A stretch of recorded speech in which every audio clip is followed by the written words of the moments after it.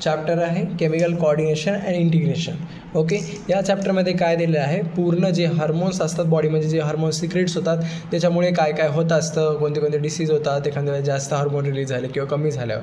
Okay, हा एक point आपल्याला शिकायचा आहे. दुसरं म्हणजे काय की हार्मोन्स कशातून रिलीज होत असतात, ग्लँड्समधून. तर हे सगळे काय आहेत, ग्लँड्स आहेत. हायपोथॅलॅमस एक ब्रेनचा पार्ट आहे, त्याच्यामधून पण हार्मोन रिलीज होतं. बाकी सगळे काय, पिनियल ग्लँड आहे, पिट्युटरी ग्लँड आहे, पॅराथायरॉइड, थायरॉइड ग्लँड्स आहे. याच्यामधून सगळ्यांमधून काय होणार, हार्मोन सिक्रेट होणार. पुढे थायलॅमस आहे, पॅनक्रियाज आहे, ॲड्रिनल आहे, टेस्टिस आणि ओव्हरी, हे सगळे काय असणार, याच्यामधून ग्लँड्स निघणार. ठीक आहे, टेस्टिस मेलमध्ये प्रेझेंट असतात, ओव्हरी फिमेलमध्ये प्रेझेंट असते. ओके, आता हे डायग्राम पाठ करायची आणि त्यांचे पार्ट्सचे नावं कुठं कुठं आहेत ते पाठ करायचं आपण. ओके, हे झालं. पुन्हा काय इथंच लिहून घ्यायचं, टेस्टिस सिक्रेट्स कोणता हार्मोन, टेस्टेस्टिरॉन. म्हणजे टेस्टिस काय बनवत असते, टेस्टेस्टिरॉन हार्मोन बनवत असतो. ओके, हां.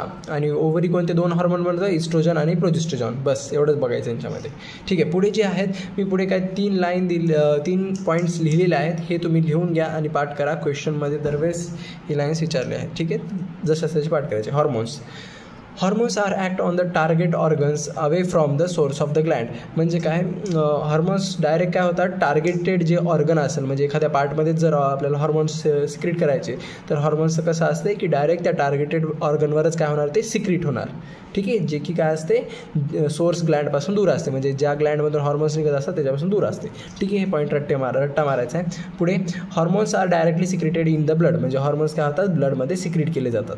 पुढे hormones are produced in very minute quantities and are biologically very active. म्हणजे काय, हार्मोन्स जे असतात कमी प्रमाणामध्ये बनवले जातात. ठीक आहे, मायन्यूट म्हणजे काय, छोट्या प्रमाणात बनवले जातात आणि बायोलॉजिकली कसे असतात, ते खूप ॲक्टिव्ह असतात. ओके, हे 3 लाईन्स पाठ करायचे असतात.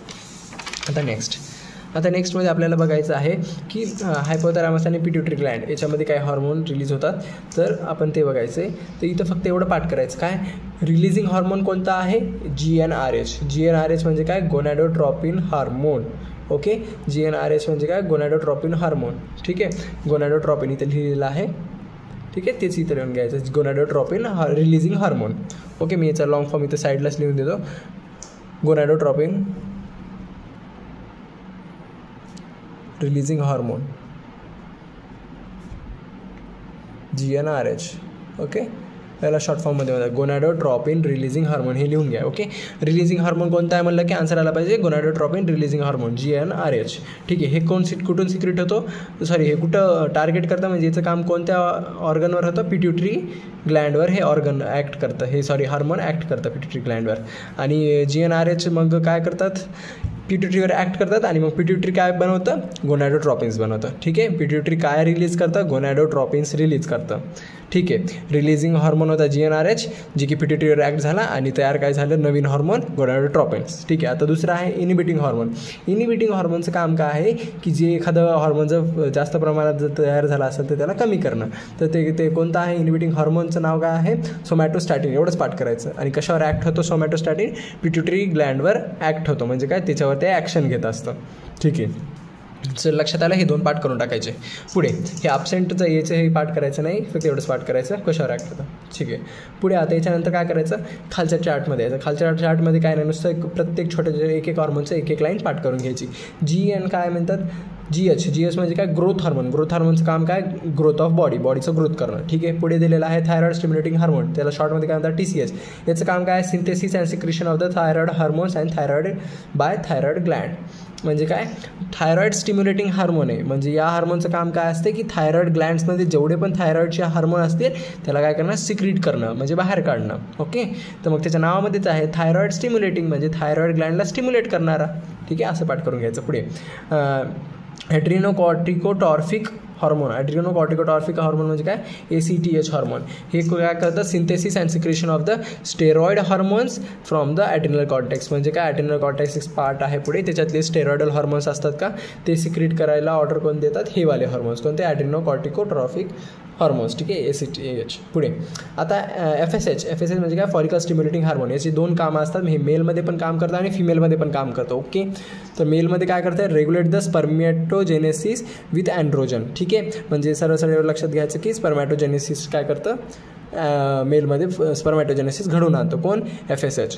ठीक आहे. आणि फिमेलमध्ये काय करतं? Stimulate the growth and development of the ovarian follicles. Ovarian फॅलिकल्सची ग्रोथ आणि डेव्हलपमेंट कोण घडवून आणतं? FSH घडवून आणतं. ओके, ठीक आहे, हे झालं. पुढे ल्युटिनायझिंग हार्मोन. ल्युटिनायझिंग हार्मोन, ठीक आहे. न्यूट्रलायझिंग हार्मोन मेलमध्ये काय काम करतं की stimulate and synthesis the secretion of hydrogen, म्हणजे अँड्रोजनला सिक्रेट करायचं काम काय कोण करतं? मेलमध्ये ल्युटिनायझिंग हार्मोन करतं. आणि ल्युटिनायझिंग हार्मोन फिमेलमध्ये काय काम करतं? Induces the ovulation of the fully mature graafian follicles, maintain the corpus luteum. म्हणजे काय करतं? हे सरळ एवढंच पाठ करायचं, मेंटेन्स द कॉर्पस लुटियम, एवढंच पाठ करायचं. ठीक आहे. ल्युटिनायझिंग हार्मोन फिमेलमध्ये काय करतं? Maintain the corpus luteum. ठीक आहे. आता नेक्स्ट पेज. ओके, आता आपल्याला नेक्स्ट पेजमध्ये काय तेच पुढे बघायचे. हे चार्ट पुढे कंटिन्यू झालेला आहे. प्रोलॅक्टिनचा प्रोलॅक्टिन एक हार्मोन आहे, याचं पाठच करून टाकायचं. ठीक आहे. खूपदा बरेचदा क्वेश्चनमध्ये विचारलं. प्रोलॅक्टिनचं काम काय? रेग्युलेट्स the growth of memory glands and the formation of the milk in them. म्हणजे काय असते? प्रोलॅक्टिनचं काम काय आहे की मॅमरी ग्लँडची ग्रोथ करणं, म्हणजे ब्रेस्टची काय करणं? ग्रोथ करणं. ठीक आहे. आणि फॉर्मेशन ऑफ मिल्क, त्याच्यामध्ये काय? दूध तयार करणं.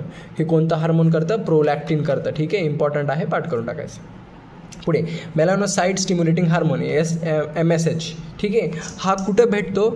पार्स इंटरमिडिया पार्टमध्ये भेटतो. ठीक आहे. पार्स इंटरमिडिया डायग्राममध्ये दाखवायचं झालं तर हे पार्स इंटरमिडिया, ही डायग्राम पण नावं वगैरे पाठ करून घ्यायची. पार्स इंटरमिडिया, वेगवेगळे पार्ट्स. ठीक आहे. जस्ट नावं बघून घ्यायचे. तर सध्यासाठी लक्षात ठेवायचं कोणता सर्वात जास्त? पार्स इंटरमिडिया. हां, तर इथं मेलानोसाइट स्टिम्युलेटिंग हार्मोन FSH, तर याच्या कुठं सिक्रेट होतो? कुठं सापडतो? हा पार्स इंटरमिडियामध्ये सापडतो. ठीक आहे. याचं काम काय? पिगमेंटेशन ऑफ स्किन, म्हणजे स्किनला काय करणं? कलर करणं, म्हणजे डार्क करणं, व्हाईट कलर वगैरे, स्किनचे जे कलर होत असतात. ठीक आहे. व्हाईट आहे, ब्लॅक आहे, कोण करणार? कोण ठरवणार? हे मेलानोसाइट स्टिम्युलेटिंग हार्मोन्स. ओके, हे झालं. आता पुढे आहे ऑक्सिटोसिन. ऑक्सिटोसिनचं एवढंच लिहायचं. ठीक आहे. इथं दिलेलं आहे, बट याला समजण्यासारखं छोट्या सिम्पल सेंटेन्समध्ये लिहायचं. ऑक्सिटोसिनचं काम काय? Produce the contraction in the uterus during child birth. म्हणजे जेव्हा चाइल्ड बर्थ होत असेल, डिलेव्हरी होत असेल, त्यावेळेस आईच्या पोटामध्ये काय होते? कॉन्ट्रॅक्शन तयार होतात. म्हणजे कॉन्ट्रॅक्शनमुळे काय होतं की बाळाला बाहेर काढायला इझी जातं. ठीक आहे. तर युटेरसमध्ये कॉन्ट्रॅक्शन कोण घडून आणतं? ऑक्सिटोसिन. ठीक आहे. हे पण खूप इम्पॉर्टंट आहे, पाठ करून टाकायचं. ऑक्सिटोसिनचं काम काय? Produce the contraction in uterus during the child birth. आणि दुसरं काम काय? Milk ejection from the memory Gland. म्हणजे मॅमरी ग्लँडमध्ये जे दूध आहे ते बाहेर काढण्यासाठी कोणता हार्मोन यूज होतो? ऑक्सिटोसिन हार्मोन यूज होतो. ओके. मिल्क इजेक्शन लक्षात ठेवायचं. ऑक्सिटोसिनचं काम काय? Milk ejection. ओके. आणि आपण वरी काय पाहिलं होतं? प्रोलॅक्टिनचं काम काय होतं? मिल्क फॉर्मेशन होतं. ठीक आहे.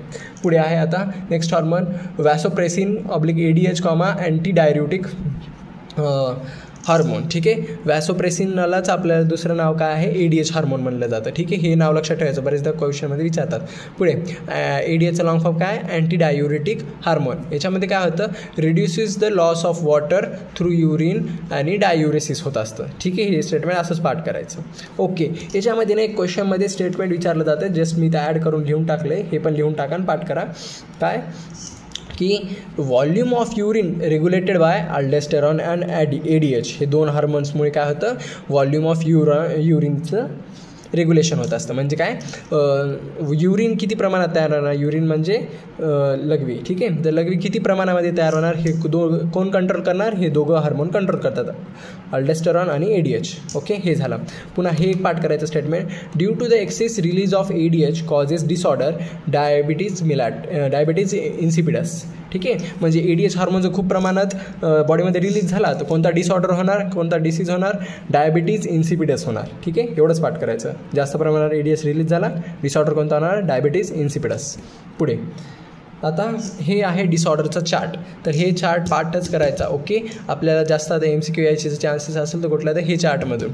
ठीक आहे. डिसऑर्डर चार्ट कंपल्सरी आहे या चॅप्टरचं. हां. पिट्युटरी ड्वार्फिझम. पिट्युटरी डायफॉर्झिझममध्ये काय होतं? पिट्युटरी ड्वार्फिझम. ठीक आहे. ड्वार्फिझममध्ये काय होतं की कशामुळे होत असतं? हे हायपोसिक्रेशन ऑफ GH हार्मोन. ठीक आहे. GH म्हणजे काय? आपण पाहिलं होतं ग्रोथ हार्मोन. हायपोसिक्रेशन म्हणजे काय? कमी. ठीक आहे. GH हार्मोन कमी प्रमाणात सिक्रेट झाला तर काय होते? त्याची बाळाची म्हणजे ते जे पण असेल पर्सन त्याची काय होते? ग्रोथ स्टंड ग्रोथ होते. म्हणजे काय? ग्रोथ थांबते. ठीक आहे. पिट्युटरी ड्वार्फिझम म्हणजे काय? त्याच्यामध्ये कशामुळे होणार ते ड्वार्फिझम? हायपोसिक्रेशन ऑफ GH आणि त्याच्यामध्ये सिम्पटम काय असतं की त्याची स्टंट ग्रोथ होते, म्हणजे काय ग्रोथ वाढते, म्हणजे ते बॉडीची ग्रोथ होत नाही. पुढे गॅगॅन्टिझमचं काय आहे, कशामुळे होत असतं गॅगॅन्टिझम? हायपर सिक्रेशन ऑफ GH, म्हणजे काय आता ग्रोथ हॉर्मोन, GH म्हणजे काय ग्रोथ हॉर्मोन खूप जास्त प्रमाणात सिक्रेट झाला त्यावेळेस काय होते गॅगॅन्टिझम डिसीज होत असते. तर त्याचं सिम्पटम काय आहे? Abnormal growth in the body, म्हणजे ॲबनॉर्मल ग्रोथ होते, एकदाच हात मोठा होते, नाही तर मग एखादा पाय मग एकदम जास्त मोठा होतं, असं होत असतं. पुढे ॲक्रोमेगॅली जास्त करून मिडल एजमध्ये होत असतं. याचं काय आहे कारण? याचं कारण पण काय आहे? हायपर सिक्रेशन ऑफ GH, म्हणजे ग्रोथ हॉर्मोन जर एक जास्त प्रमाणात सिक्रेट झाला तर पण काय होऊ शकतं? ॲग्रोमेगॅली डिसीज होऊ शकतो. याचा सिम्पटम काय आहे?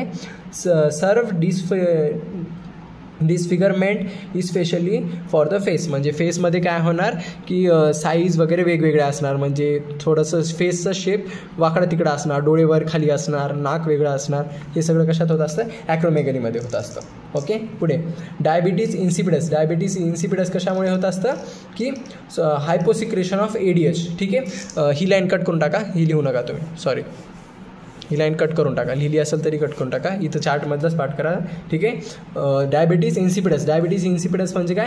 हायपोसिक्रेशन ऑफ ADH. सॉरी, माझं बरीच सांगणं चुकलं होतं, इथं हे आहे की डायबिटीजमधले काय होतं की हायपोसिक्रेशन ऑफ ADH म्हणजे काय? जे ADH आपण हॉर्मोन पाहिला तो कमी प्रमाणात सिक्रेट झाला. ठीक आहे, जर कमी प्रमाणात सिक्रेट झालं तर डिसीज कोणता होतो? डायबिटीज इन्सिपिडस होतो. त्याचं सिम्पटम काय? Diminish ability of the kidney to conserve the water leading to the water loss आणि डायहायड्रेशन, म्हणजे काय? याच्यामुळे काय होतं की हे किडनीवर अफेक्ट करतं आणि किडनी काय करते?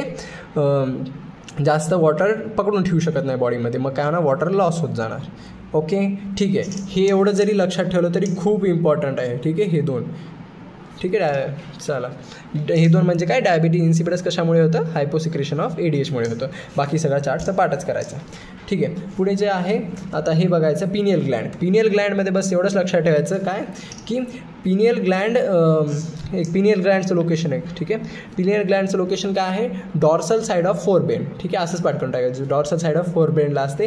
पुन्हा काय? Pineal gland releases melatonin hormone. Okay, आणि मेलॅटोनिन हार्मोनचं काम काय आहे? रेग्युलेट द 24 hour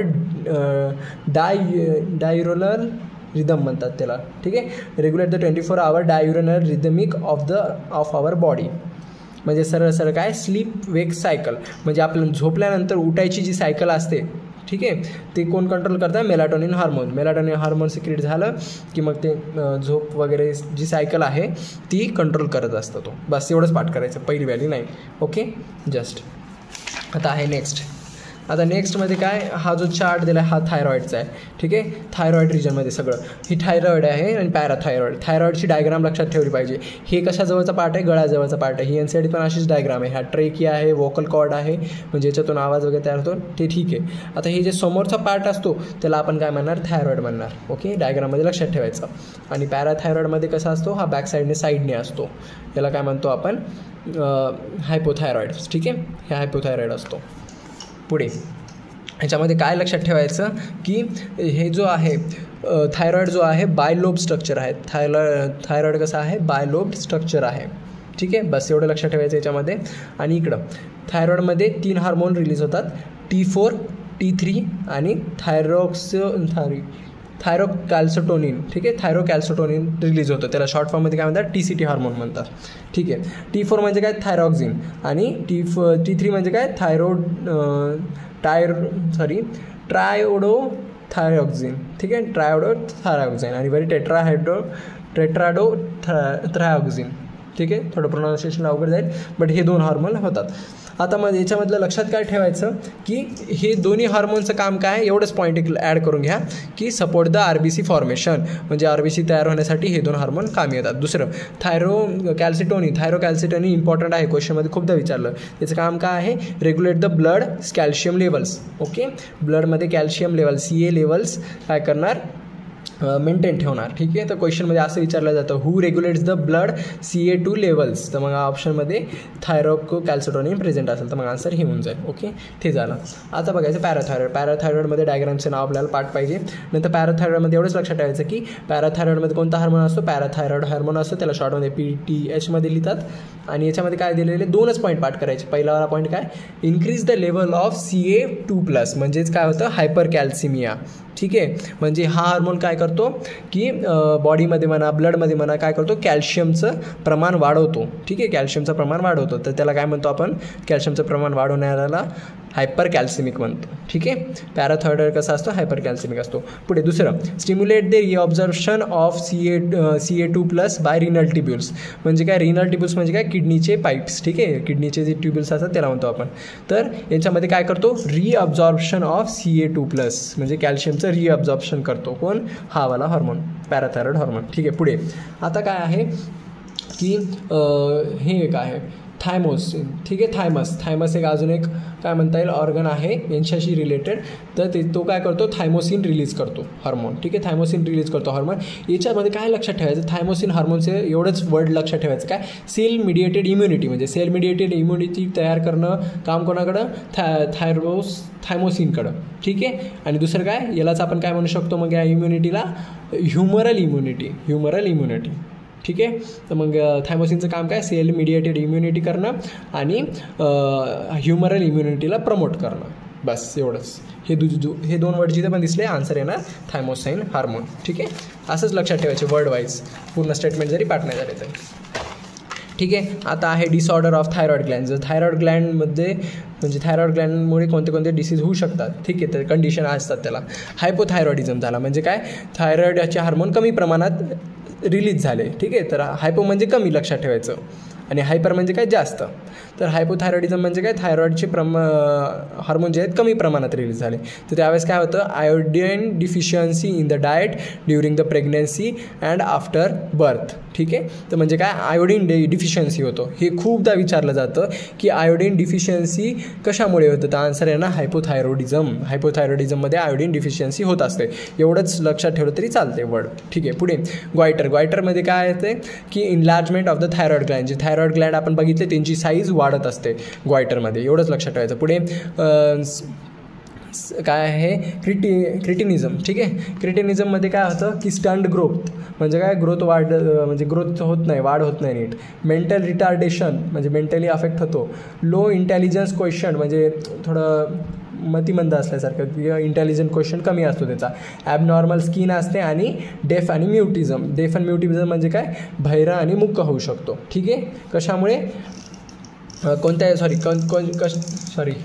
कशामध्ये आहेत हे पॉईंट्स, याच्यामध्ये आहेत क्रिटिनिझममध्ये हे सगळे सिम्पटम्स दिसतात. ठीक आहे, तर आता ही कंडिशन झाली क्रिटिनिझमची, काय की मुका बहिरा होणं, स्किन ॲबनॉर्मल असणं, ग्रोथ थांबलेली, मेंटली रिटार्डेड असलेलं. ठीक आहे, हे कशामध्ये, कोणत्या डिसीजमध्ये होतं असं, क्रिटिनिझम. आता हे क्रिटिनिझम झालं, ग्वायटर झालं, आयोडीन डिफिशियन्सी झालं, हे तिन्ही गोष्टी कोणत्या याच्यामध्ये होत असतात, हायपोथायरॉइडिझममध्ये होत असतात. जेव्हा हायपोथायरॉइडिझम असेल तेव्हा हे एवढे डिसीज होऊ शकतात. ठीक आहे, तिसरा पॉईंट काय दिला आहे की वुमन्समध्ये मेन्स्ट्रुअल सायकल इरेग्युलर होत असतं. ठीक आहे, हे पॉईंट जस्ट नाही लक्षात ठेवलं तरी चालते. ठीक आहे, कारण आतापर्यंत एवढं विचारलं नाही क्वेश्चनमध्ये. ठीक आहे, तर मग हे चारही डिसीज कशामध्ये होत असतात, हायपोथायरॉइडिझममध्ये होत असतात. आयोडीन डिफिशियन्सी, ग्वायटर आणि क्रिटिनिझम. ठीक आहे, पुढे आता काय दिलं आहे, हायपरथायरॉइडिझममध्ये काय होऊ शकतं, cancer of the thyroid gland होऊ शकतं. पुन्हा काय, development of the nodules of the thyroid gland म्हणजे थायरॉइड ग्लँडमध्ये नोड्युल्स काय होऊ शकतात, तयार होऊ शकतात. हे झालं. आणि पुन्हा या हायपोथायरॉइडिझममध्ये एक अजून एक डिसीज होऊ शकतो, काय, एक्झोप्लॅथमिक ग्वायटर. आता हा जो आहे हा हायपोप्लॅथमिक ग्वायटर म्हणता येईल. ठीक आहे, पण नॉर्मली आपण त्याला ग्वायटर्स म्हणणार. पण इथं काय होणार, हायपरथायरॉइडिझममध्ये एक्झोथॅलमिक ग्वायटर किंवा त्याला दुसरं नाव काय आहे, ग्रेव्हिस डिसीज. ठीक आहे, हायपोथायरॉइडिझममुळे ग्रेव्हिस डिसीज होत असतो असं लक्षात ठेवायचं. ग्रेव्हिस डिसीजमध्ये काय होतं, इनलार्जमेंट ऑफ थायरॉइड ग्लँड. हे वर्ड लक्षात ठेवायचं, इनलार्जमेंट ऑफ थायरॉइड ग्लँड होते असते. थायरॉइड ग्लँडची साईज वाढते हे ग्रेव्हिस डिसीजमध्ये. पुढे काय, प्रोट्रुशन ऑफ आयबॉल्स म्हणजे काय, आयबॉल्स एक तर व्हाईट होतात. ठीक आहे, मधातला जो ब्लॅक पार्ट असतो तो व्हाईट होतो, नाही तर तो वरी फिरतात ते डोळे. पुढे काय, इन्क्रीज इन द BMR आणि वेट लॉस. BMR म्हणजे काय, बॉडी मास रेशो, आणि वेट लॉस म्हणजे काय, सरळ बॉडी मास रेशो वाढतो बट वेट लॉस होतो म्हणजे वजन कमी होत असतं. कशामध्ये, हायपोथायरॉइडिझममध्ये. ओके, तर मग हे एवढे लक्षात ठेवायचे. ग्रेव्हिस डिसीज खूपदा क्वेश्चनमध्ये विचारलेलं आहे, कोणामुळे होत असतं, आन्सर आहे हायपोथायरॉइडिझम. आणि ग्रेव्हिस डिसीजचे सिम्पटम पण विचारलेले आहेत, तर पाठ करायचं. ठीक आहे. नेक्स्ट काय आहे, ॲड्रेनलिन ग्लँड. ॲड्रेनलिन ग्लँड जो आहे, ॲड्रेनलिन ग्लँडमध्ये फक्त हे स्टेटमेंट नवीन आहे, नवीन NCERTनुसार आलेलं आहे. जशास तसं पाठ करायचं, जास्त चान्सेस आहेत की पेपरला हे स्टेटमेंट येईल म्हणून. ओके, तर ॲड्रेनलिन Gland present at the superior part of the kidney. तर त्या स्टेटमेंटचं म्हणणं काय, ॲड्रिनल ग्लँड कुठं प्रेझेंट आहे, superior part of the kidney, म्हणजे किडनीच्या सुपेरियर पार्टमध्ये प्रेझेंट असतो ॲड्रिनल ग्लँड. तर हा सुपेरियर वर्डच चेंज केला यावर्षी NCERTला, हा वर्ड लक्षात ठेवायचा, superior part of the kidney. ठीक आहे, आता हे झालं ॲड्रिनल ग्लँड कुठं प्रेझेंट असतो. आता ॲड्रिनल कॉर्टेक्स एक ॲड्रिनल ग्लँडमधला पार्ट आहे, याच्यातलं एवढंच लक्षात ठेवायचं, ॲड्रिनल कॉर्टेक्समध्ये 3 लेयर असतात. ठीक आहे, ओके. ॲड्रिनल कॉर्टेक्सच्या सर्वात बाहेरची लेअर जी असते त्याला आपण झोना ग्लोमेरुसा म्हणतो, आणि ॲड्रिनल कॉर्टेक्सची मिडल लेअर असते त्याला आपण झोना फॅसिक्युलाटा म्हणतो, आणि ॲड्रिनल कॉर्टेक्सची सर्वात आतली बाजूवाली जी लेअर असते तिला काय म्हणतो आपण, झोना रेटिक्युलॅरिस. ठीक आहे, हे लक्षात ठेवायचे 3 लेअर. ओके, पुन्हा काय, झोना ग्लोमेरुलारिस काय करतो, कॉर्टिसॉल सिक्रेट करतो. झोना फॅसिक्युलेटा काय सिक्रेट करतो, अल्डोस्टेरॉन सिक्रेट करतो. आणि झोना रेटिक्युलॅरिस काय सिक्रेट करतो, अँड्रेनोजेनिक स्टेरॉइड्स तयार करतो. ठीक आहे, हा लक्षात कोण काय सिक्रेट करतं. आणि मेन म्हणजे काय, आता एवढं लक्षात ठेवायचं, एक स्टेटमेंट पाठ केलं तर खूपच चांगलं. काय दिलेलं आहे, झोना ग्लोमेरुलारिस मेन ग्लुकोकॉर्टिकॉइड इज कॉर्टिसॉल. म्हणजे कॉर्टिसॉल कसं आहे, ग्लुकोकॉर्टिकॉइड आहे. अल्डोस्टेरॉन कसे आहे, त्याच्यामध्ये मेलरिनो कॉर्टिकॉइड असतात. बस एवढंच पाठ करायचं, हा लक्षात. ओके, तर झोना ग्लोमेरुलारिस काय करतो, कॉर्टिसॉल सिक्रेट करतो. झोना फॅसिक्युलेटा अल्डोस्टेरॉन, आणि हे अँड्रोजेनिक स्टेरॉइड. बस एवढं पाठ केलं तरी होऊन जातं का. ठीक आहे, म्हणजे एवढंच पाठ करायचं. पुढे आता जो आहे नंतरचा टॉपिक येतो की एक हेच दिलेलं आहे, ॲड्रिनल कॉर्टेक्सचे आपण पार्टमध्ये पाहिलं की ॲड्रिनल कॉर्टेक्स काय सिक्रेट करतो. आता ॲड्रिनल मेडुला काय सिक्रेट करतो हे असतो डायग्राममध्ये. ॲड्रिनल कॉर्टेक्स म्हणजे बाहेरचा रिजन, ॲड्रिनल मेडुला म्हणजे हे ॲड्रिनलच्या मधातला रिजन. पुढे ह्याच्यामधलं फक्त हे कोणते हार्मोन रिलीज करतं एवढं लक्षात ठेवायचं. कोणता, ॲड्रेनलिनला दुसरं नाव आहे इफॅरिन. दुसरा कोणता करतो, नॉर ॲड्रेनलिन हार्मोन रिलीज करतो, म्हणजे काय, नॉन इफॅरिन. आणि तिसरा आहे कॅटाकोलामाइन्स. ठीक आहे, कॅटाकोलामाइन्स सिक्रेट होतात. बस याचे नावच लक्षात ठेवायचे. दुसरं मेन काय लक्षात ठेवायचं, खूप इम्पॉर्टंट आहे, ॲड्रेनलिन ऑब्लिक इफॅरिन यांचं काम काय असतं, increase the heartbeat the strength of the heart contraction and the rate of respiration. ठीक आहे, हे एवढा पॉईंट आहे ना, एकदम पाठ करून टाकायचा. ओके, बस पुढे म्हणजे याच्यामध्ये काय होत असतं, यांचं काम काय असतं, ॲड्रेनलिन हार्मोनचं हार्टबीट वाढवणं. पुन्हा काय करणं, हार्टचं काय करणं, कॉन्ट्रॅक्शन फास्ट करणं. म्हणजे कॉन्ट्रॅक्शन म्हणजे असं धडधड होण्यासाठी असं कॉन्ट्रॅक्ट करण्याची स्पीड वाढवणं. दुसरं काय, रेस्पिरेशन स्पीडमध्ये ब्रिदिंग एकदम फास्ट करणं. ठीक आहे, हे झालं. पुढे आता काय आहे, पॅनक्रियाज. तर पॅनक्रियाजमध्ये लक्षात ठेवायचं, पॅनक्रियाज काय आहे की सरळ काय, पॅनक्रियाचं काम काय असतं की ग्लुकोज होमिओस्टॅसिस, म्हणजे काय, ग्लुकोजचं लेवल मेंटेन ठेवणं. ग्लुकोजचं लेवल मेंटेन कोण ठेवत असतं, पॅनक्रियाज. असं पाठ करून घ्यायचं. ठीक आहे, पुढे पॅनक्रियाचे 2 पार्ट असतात, एंडोक्राईन पार्ट आणि एक्झोक्राईन पार्ट. ठीक आहे, एवढेच पार्ट लक्षात ठेवायचे. आणि हे खूप इम्पॉर्टंट आहे, काय, 1 to 2 मिलियन आयसलेट्स ऑफ लँगरहॅन्स हे. ठीक आहे, एका प्रकारचे सेल आहेत, ते किती प्रेझेंट असतात, 1 to 2 मिलियन असतात. कशामध्ये प्रेझेंट असतात, एंडोक्राईन पार्ट ऑफ पॅनक्रियाजमध्ये. ठीक आहे, एवढं लक्षात आलं. हां, पुन्हा काय असते, पुन्हा काय लक्षात ठेवायचं की हे आयसलेट्स ऑफ लँगरहॅन्स याच्यामध्ये 2 टाईपचे मेजर सेल असतात. पहिला सेल असतो अल्फा सेल, दुसरा सेल असतो beta cell. Okay, alpha cell काय सिक्रेट करतो, ग्लुकॅगॉन सिक्रेट करतो, आणि बीटा सेल काय सिक्रेट करतो, इन्सुलिन सिक्रेट करतं. ओके, ग्लुकागॉनचं काय असतं, हेपॅटोसाईट टार्गेट असतं. हेपॅटोसाईट असंच पाठ करायचं आहे, म्हणजे काय, लिव्हर सेल. हेपॅटोसाईटला आपण काय म्हणतो, लिव्हर सेल. ठीक आहे, एखाद्या हेपॅटोसाईट नाही आलं तरी लिव्हर सेल म्हणून येऊ शकतं. पुढे याच्यामध्ये काय, आता इन्सुलिन कुठं ॲक्ट करणार, कशावर जाऊन ॲक्ट करणार, हेपॅटोसाईट आणि ॲडिपोसाईटमध्ये जाऊन ॲक्ट करणार. ठीक आहे, ॲडिपोसाईट म्हणजे स्पेशल टिश्यू असतो, त्याच्यामधले सेल्स असतात. ठीक आहे, सोडून द्या, हे पाठ करायचं. पुढे काय, ग्लुकॅगॉन काय करतो, ग्लायकोनोलायसिस करतं आणि ग्लुकोनिओजेनेसिस करतं. ग्लुकोनिओजेनेसिस, ग्लायकोनोलायसिस हे दोन्ही कोण करणार, ग्लायकागॉन करणार. आणि इन्सुलिन काय करणार, ग्लायकोजेनेसिस करणार फक्त. ठीक आहे, ग्लायकोजेनेसिस करणार इन्सुलिन. असं पाठ करायचं, इम्पॉर्टंट आहे, क्वेश्चन बनवू शकतो. आणि पुढे काय दिलेलं आहे, जर ब्लड ग्लुकोज लेवल म्हणजे काय, जेव्हा ग्लुकॅगॉन असतो तेव्हा ब्लड ग्लुकोज लेवल कसं असतं, हायपर ग्लायसेमिक असतं. ठीक आहे, म्हणजे खूप प्रमाणामध्ये ग्लुकोज प्रेझेंट असतं. आणि काय पुन्हा जेव्हा इन्सुलिन असतं, इन्सुलिन म्हणजे काय असतं तेव्हा कंडिशन की ब्लड ग्लुकोज लेवल कसं असते, हायपोग्लायसेमिक असतं, म्हणजे काय ब्लडमध्ये ग्लुकोजचं प्रमाण कमी असतं. ठीक आहे, हे एवढंच पाठ करायचं, हे खूप इम्पॉर्टंट आहे एवढं व्हायला. ठीक आहे, आणि मग नंतर आता तिचे आहे डिसऑर्डर्स. ठीक आहे, डिसऑर्डरमध्ये कोणता डिसऑर्डर दिलेला आहे आपल्याला, diabetes mellitus. Diabetes mellitus caused by prolonged hyperglycaemia. ठीक आहे, म्हणजे काय हायपरग्लायसेमिक म्हणजे काय ब्लडमध्ये ग्लुकोजचं प्रमाण जास्त, हे जर खूप वेळ राहिलं ब्लडमध्ये, म्हणजे खूप दिवस जर ब्लडमध्ये ग्लुकोजचं प्रमाण जास्त राहिलं तर डिसीज कोणता होऊ शकतो, डायबिटीज मिलाटस. ठीक आहे, हे स्टेटमेंट पाठ करायचं.